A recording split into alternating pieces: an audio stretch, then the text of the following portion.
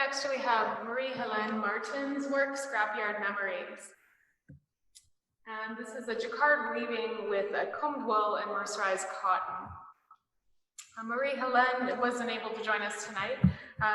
She lives and works in Portneuf, a small town near Quebec City, and her current research focuses on optical color mixing and jacquard weaving. From a distance, colors are visible, but as they're made of several juxtaposed colors, they seem unstable or confusing.